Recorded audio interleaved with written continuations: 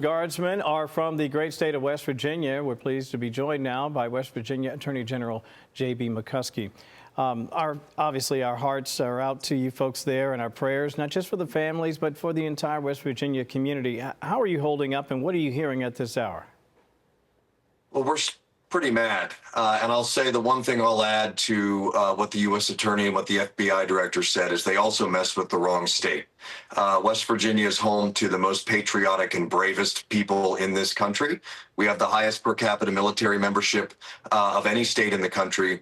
And I know countless people who spent months and years in Afghanistan trying to avoid this very outcome. And this is outrageous, and I have all the confidence in the world that our law enforcement are going to find this guy, or they've already found this guy, but they're going to hold this guy to very, very swift justice, and we're going to figure out how he got radicalized. And I think we should also try to find out who this person has been around. Apparently, he's been in the country for several years. We know nothing, at least at this hour, about what job he may or may not have had and where else he was getting support. Yeah, and we all saw the airplanes leaving Afghanistan during the disastrous Biden withdrawal, which just absolutely undid years of hard work by many people, not just from West Virginia, but all over the place. And, you know, we had airplanes full of people that we didn't know who they were. Our state is also leading an amicus for a soldier who got blown up by an Afghani national on a base in Afghanistan. That's right. A very similar situation where it was somebody who'd been vetted by the military and exploded a bomb on a military base. So, you know, we didn't know always who these people were there.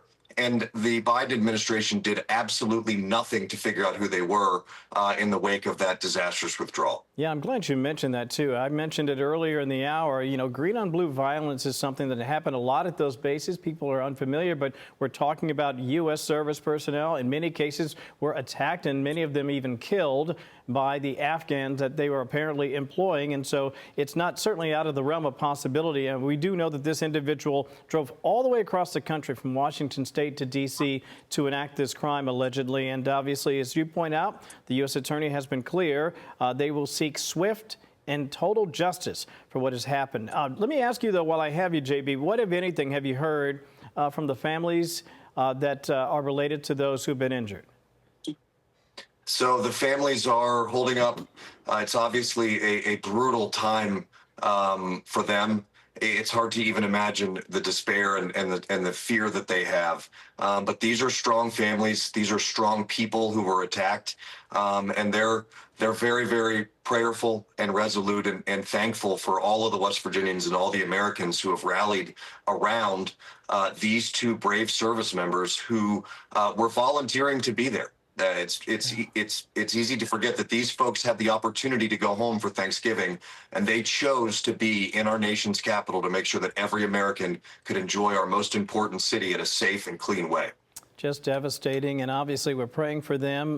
There has, I think, a couple of reports online where the family of one of the injured is saying it doesn't look good, but obviously we'll keep praying and wishing for the very best, not just for them, but also for your state and for our country. J.B., thank you for your time today. We appreciate it. Kevin, thank you. And to all Americans out there, we should be very thankful that we have people like these two brave service members willing to step up at the ages of 20 and 24 to keep you safe and to continue to make America the greatest country in the history of this world. Well said, J.B. McCuskey. Thank you, J.B. Julie.